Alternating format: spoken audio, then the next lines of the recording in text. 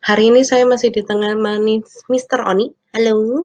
Nah, oke, di sini Miss Shirley udah gambarin, tapi lebih sederhana. Yang hijau ini adalah set line atau set disk sama aja tempat melekatnya si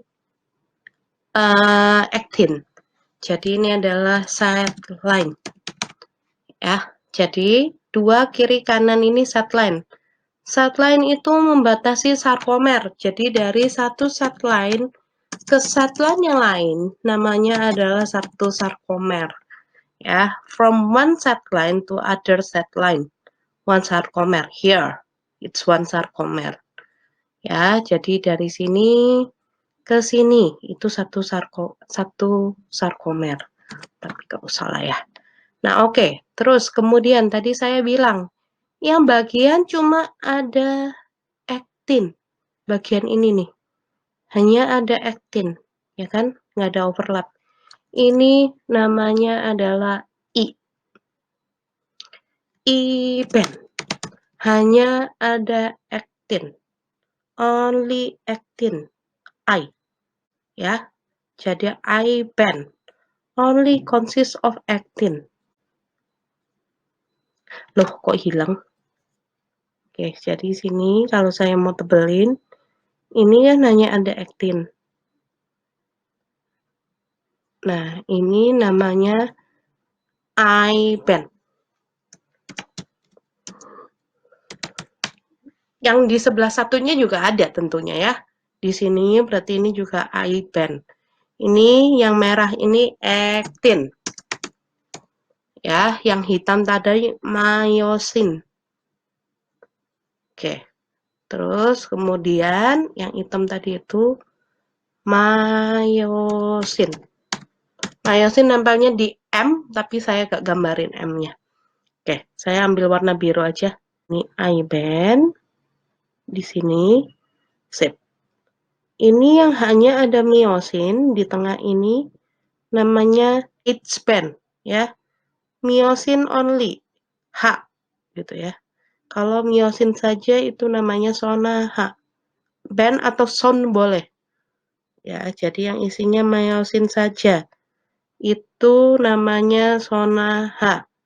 Ini namanya H zone. H band. Ya.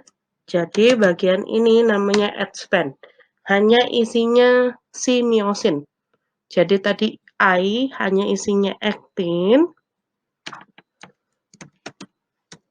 Kalau H hanya myosin. Ini only myosin. Ngerti? Nah, oke. Dari ini kan ada overlap ke overlap yang lain. Di sini, nih kalau kamu lihat, ini ada dari overlap satu ke overlap yang lain. Zona dari overlap ke overlap ini namanya A. Jadi kalau kamu lihat, ini ada dari sini ke sini kan. Nah, ini namanya zona A. Oke. Ya, dari overlap satu ke overlap lain. Itu namanya A. Zona A band or A zone ya. Jadi saya ulangi lagi. Dari satu set line ke set line yang lain namanya sarkomer. Jadi dari satu sini ke sini yang lain namanya sarkomer. Nanti di sebelahnya ada sarkomer yang lain. Gitu ya. Dalam bahasa Indonesianya sama tapi pakai K. Kalau dalam bahasa Indonesia namanya sarkomer. Kalau dalam bahasa Inggrisnya sarkomer. Sama. Ya, nah sarkomer itu terbuat dari apa? Dari aktin dan myosin. Oke. Kemudian daerah yang consists of only actin. Tidak ada yang lain, daerah yang sini nih. Hanya actin. Ini disebut I. Ya, ini juga nih. Hanya actin, namanya I-band. Oke. Nah, kemudian yang hanya myosin. Tengahnya saja nih. Ya, cuma myosin doang yang ketemu. Namanya H. H-band. Ya, terus daerah overlapping antara myosin dengan actin dari satu ke ujung yang lain namanya A. Nah, nanti kalau misalnya ototnya kontrak, apa yang akan terjadi? Ini yang terjadi. Ya, si set line-nya akan kedorong ke tengah. Ya, karena kedorong ke tengah, makin rapat, ya, makin rapat, maka H dan I-nya memendek. When muscle is contract, ya, contraction mean E and H band shorten. Karena jadinya overlap. Makanya kalau di yang bahasa Indonesia sometimes dibilang juga A-nya memanjang. Padahal kalau menurut saya ya apanya yang memanjang sih. Yang pasti benar adalah I dan H-nya memendek, mendekat. Ya, kita bisa lihat juga. Ini penting nih ya. Kalau kontraksi terjadi, it means that I and its band shorten. Ya, I dan H-nya memendek, jadinya numpuk. I dan H-nya menumpuk, makanya jadinya memendek. Atau lebih jelas di gambar yang di sini. Nah, oke, ini dia. When contraction happen, it means that this one, I, and this one, H, itu will become overlapping. Ya, jadi karena dia overlapping, dia jadinya numpuk. Ya, makanya I dan H-nya memendek kalau contraction. Kalau relaxation sebaliknya, H dan I-nya memanjang. Yang A-nya nggak usah terlalu dianggap, tapi kalau secara umum ya A-nya memanjang juga kalau saat kamu memanjang saat dia contraction. Tapi kalau nggak ditanya, mendingan jawabnya tetap aja. Nah, ini adalah kalau striated muscle, skeletal muscle kamu lihat di bawah mikroskop biasa. Mikroskop cahaya diwarnain. Kalau kamu lihat ini ada garis-garisnya, terus ada banyak nukleus. Nah, terus ada connective tissue. Makanya kalau kamu lihat, muscle kita nggak selalu akan merah warnanya, tapi ada putih-putihnya tuh. Nah, pink sama merahnya emang actin myosin, tapi putih-putihnya biasanya connective tissue. Nah, ini sebenarnya dibalik aja. Jadi ini diambil sepotong terus ditransverse, diputer. Ya, baru dilihat pakai mikroskop elektron. Mikroskop biasa kamu cuma bisa lihat nukleus. Mitokondria nggak kelihatan, yang lain tidak kelihatan. Aktin myosinnya ya cuma garis-garis doang. Itu sebenarnya bukan aktin myosin juga. Itu yang kelihatan adalah bandnya. Terutama set disk gitu ya yang kelihatan. Karena set disk itu kan yang paling tebal ya. Nah, jadi kalau kita tandain, ini sering banget keluar di ujian, suruh tandain dari elektron mikrograf. Nah, yang pertama ini benda apa sih? Ini mitokondria. Ya, jadi kalau kamu ditanya itu apa sih? Terus bolong-bolong di sekitarnya mitokondria apa? Itu lemak. Tapi nggak pernah ditanya. Itu saya hanya kasih tahu.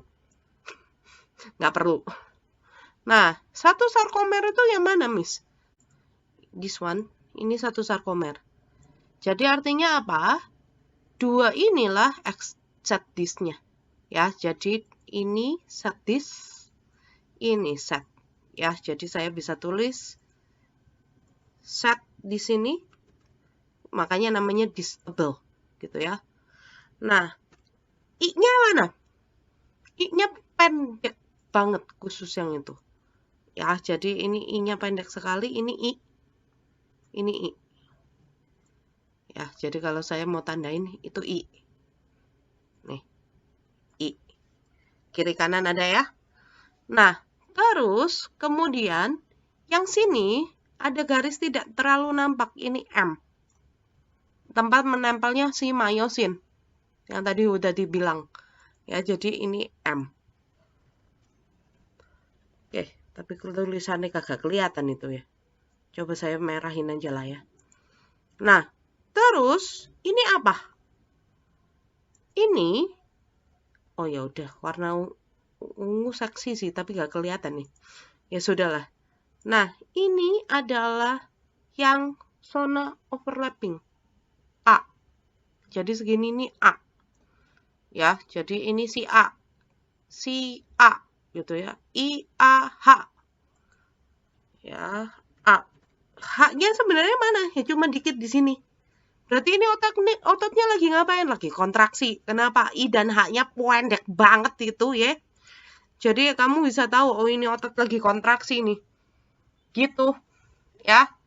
Nah, kalau dia lagi relaksasi gimana ya? Memanjang. Cuma ini saya dapatnya gambarnya lagi kontraksi sih. Gitu.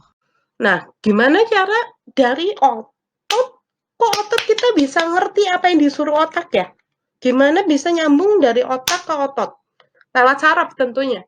Nah, dari saraf ke otot itu ada satu koneksi namanya neuromuscular junction. Itu mirip-mirip dengan yang kamu pelajarin di sinaps tadi gitu ya. Jadi neuromuscular junction adalah sinaps antara motor neuron dengan otot. Nah, kurang lebih gambarnya seperti ini. This is the neuromuscular junction. Saya kasih nama dulu ya. Ini adalah yang tadi kamu bilang, sarkolema. Jadi ini adalah membran dari si otot. Nah, ini adalah sinapsnya. Jadi ini motor neuron nih. Ini adalah motor neuron. Neuron itu tulisannya kan. Ini tepatnya motor neurons punya akson. Ini synapse box-nya kan sama. Nah, ini satu keseluruhan ini namanya neuromuscular junction.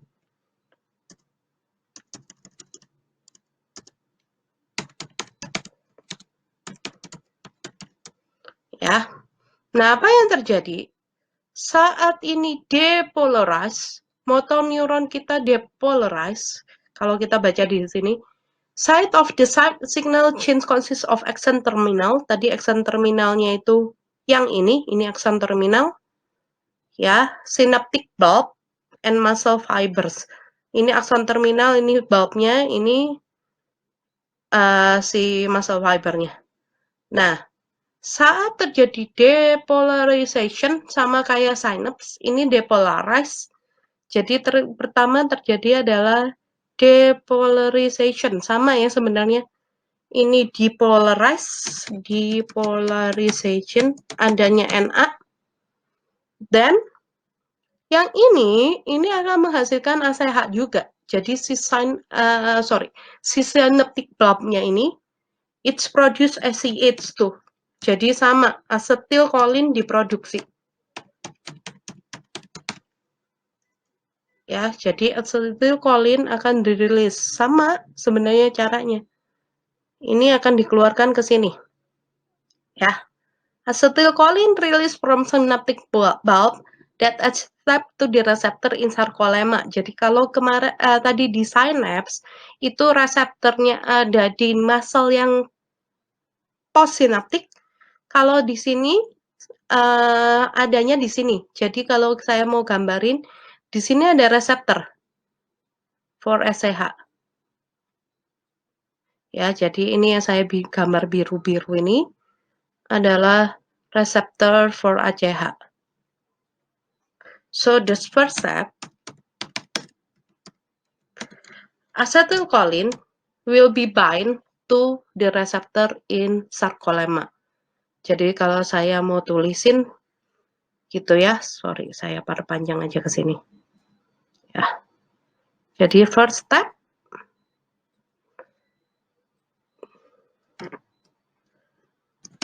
depolarization in neuron release ACH. Caranya sebenarnya sama kayak yang kemarin, ada ion Ca dan sebagainya gitu ya. Jadi depolarization membuka channel Ca di sini sama kayak synapse, sehingga Ca masuk, drug vesicle that consists of acetylcholine, and then the acetylcholine will be released and bind to the receptor of ACH in sarcolemma. Ya, ini sama kayak yang kemarin, depolarization in motor neuron, release ACH. Caranya nanti detailnya di synapse sama ya. Nah, terus kemudian setelah dia depolarization, releasing ACH, ACH-nya tapi bedanya tidak nempel di postsynaptic neuron, tapi nempelnya di sarkolema. ACH bind to receptor. Sorry, itu salah terus. ACH bind to receptor in sarkolema. Oke, the third one, setelah ini bind apa yang terjadi? Di sini tadi kan saya bilang sebenarnya di sini ada koneksi dari sarkolema ke muscle fibernya dalam bentuk T-tubulus. Depolarize of T-tubule. Jadi sama sebenarnya akan masuk Na, depolarisasi di T-tubulus. Nah, ini nanti akan cause openage of sarcoplasmic reticulum.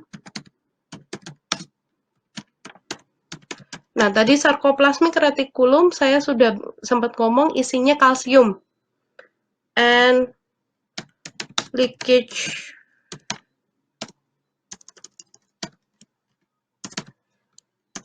of calcium. Nah, fungsinya kalsium di sini rada beda.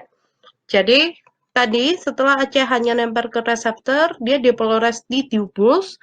T-tubule akan membuka si sarcoplasmic reticulum yang gambarnya di sini nih. Jadi ini T-tubulus, dan that T-tubule will open the sarcoplasmic reticulum. Sarcoplasmic reticulum itu isinya kalsium, ya. Ini impulse travel down the T-tubule, depolarize the membrane and also T-tubule actually, and open calcium storage in sarcoplasmic reticulum. Nah, the next step is like this one. Wait. Nah, kalsiumnya tadi dari sarcoplasmic reticulum, dia akan nempel sama ini. Ini namanya tropomyosin. Ya, jadi saya kasih keterangan dulu. Ini benda yang merah ini adalah aktin. Ya, ini adalah aktin. Harusnya kalau dia mau di shorten, ini nama teorinya adalah sliding filament theory. Dia harus ditarik oleh si myosin. Jadi yang sini adalah myosin. Ini myosin. Myosin itu punya kepala. Ya. Myosin has its head.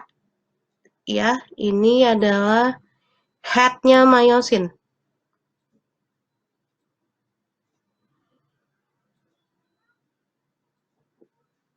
Myosin head. Nah, unfortunately gitu ya, nggak beruntungnya adalah kalau dia nggak kontrak, aktin itu ditutupi oleh benda lain, namanya troponin. Jadi dia kayak dibalut sama benda lain. Yang tali merah muda ini namanya troponin. Jadi si myosin head-nya, kalaupun mau tarik aktin nggak bisa. Karena apa? Karena ketutupan oleh troponin. Tropomyosin. Ya, jadi tali ini namanya tropomyosin. Si binding site yang kuning-kuning ini adalah namanya myosin binding site, ketutupan oleh tropomyosin. Jadi nggak bisa ditempelin oleh myosin head-nya. Nah, oke. Kemudian bagian ini namanya adalah troponin. Kenapa? Terus dia dipaku pula oleh troponin. Jadi seakan-akan aktinnya itu dibalut sama suatu tali lain namanya tropomyosin, terus dipaku pula sama troponin. Jadi tidak bisa untuk bind sama myosin head. Jadi step berikutnya adalah apa yang terjadi? Yang terjadi adalah ini. Nah, oke, saya mau besar, udah kebesar. Oke, jadi step berikutnya, tadi nomor berapa terakhir? Oke, nomor 4 ya. Nah, oke, jadi nomor 5-nya adalah, mana tadi? Oh, oke, number 5. Kalsium bind, jadi Ca2+, dari tadi keluar dari si sarcoplasmic reticulum, bind with troponin. Nah, karena ada ion yang bind sama troponin, jadi ini sebenarnya troponin kalau kalian perhatiin, dia ada kayak binding set buat si kalsium. Kalau dia bind sama kalsium, dia akan copot. Troponinnya bergeser. Nah, kalau troponinnya bergeser, tropomyosinnya copot dari actin binding site. Cause the formation of troponin and release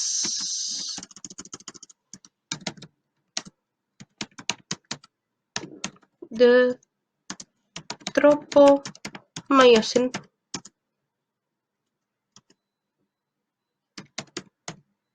from the myosin binding site.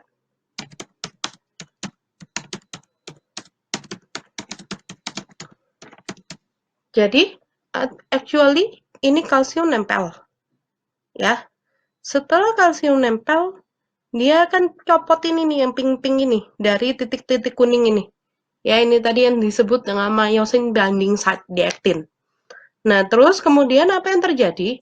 Myosin head-nya dapat energi dulu. Jadi kalau kita ke gambar berikutnya, myosin head-nya ini akan nempel sama si kuning-kuning ini. Yang tadi saya bilang sebagai ini adalah kalau sudah nggak ada si tropomyosin tadi, ini myosin binding site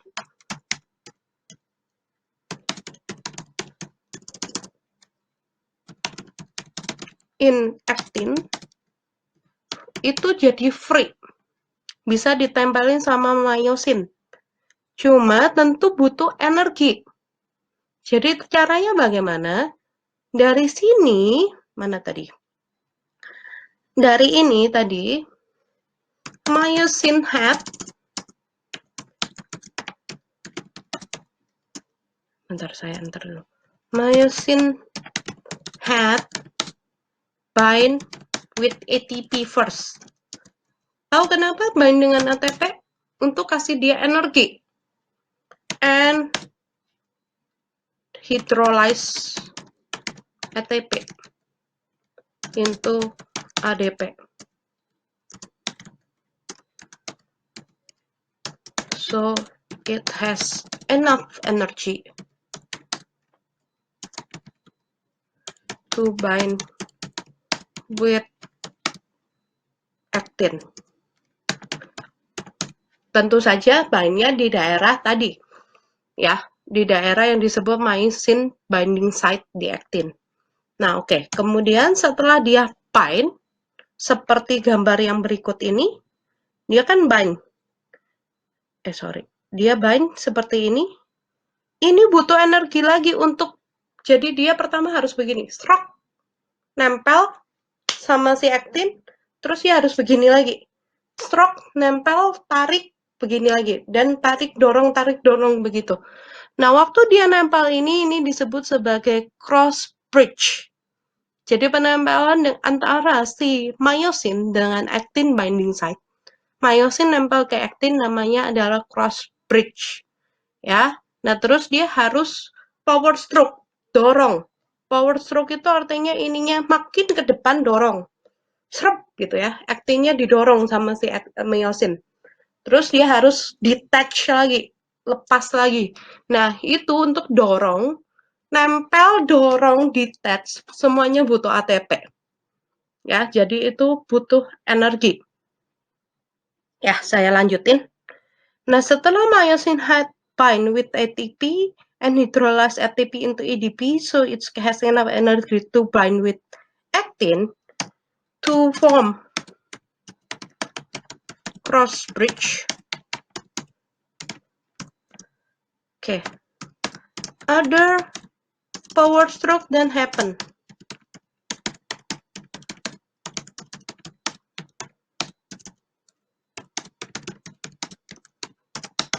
And also detachment of myosin head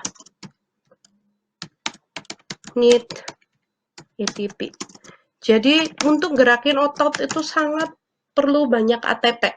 Nah, dia akan terulang-ulang terus. Jadi kalau ini si myosin sorry, si actin, tangan saya yang sebelah sini itu actin, ini si myosin head, dia akan beginiin, srep, srep, srep gitu. Nah, dan itu semuanya butuh ATP. Itu yang menyebabkan tadi sarkomernya bisa mendekat karena adanya srep, srep gitu ya. Terus-menerus terulang-ulang. Nah, ini kita lanjutin. Ya, sama tadi sebenarnya, tapi itu saya panjangin aja. Activate by ATP, the myosin head bind to the actin, creating a cross bridge. Then power stroke happen, actin slide the myosin. Jadi sebenarnya si actin seperti bergeser, tapi sebenarnya myosin yang gerakin. Crossbreed detach, ATP cause the crossbreed break and reactivating the actin head to do more sliding movement. Jadi ini di sini butuh ATP, power stroke itu butuh ATP juga, terus kemudian detachment butuh ATP. Ya, after the movement, calcium ion will active transport back. Jadi akan disimpan kembali ke sarcoplasmic reticulum. Dan troponin dan tropomyosin kembali cover the active binding site. Dan itu menyebabkan masalnya kembali rileks. Kurang lebih seperti ini. Ini gambar besarnya yang tadi. Ya, waktu awal nggak bisa nempel. Kenapa? Ketutupan. Ya, terus kemudian dia power stroke. Jadi myosin head yang butuh ATP, nempel. Terus kemudian dia setelah nempel, detachnya butuh ATP. Ya, sorry, 2 kali doang. Jadi waktu dia nempel, itu butuh ATP.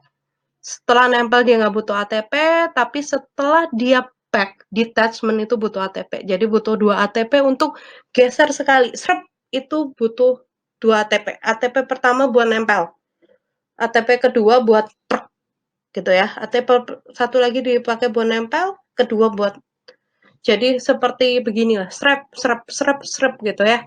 Itu semuanya butuh ATP.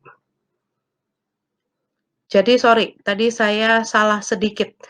Ya, di sini harusnya myosin head bind with the ATP and hydrolyze ATP into ADP. So it has enough energy.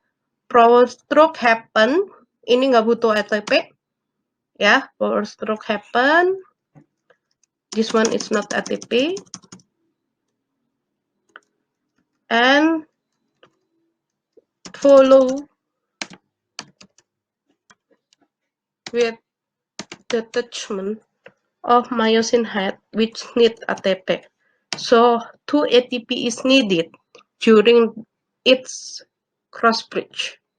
One to make the cross bridge, one to detachment. Ya, jadi ada 2 ATP dibutuhkan. Oke, yang hari ini soal muscle hanya sampai situ.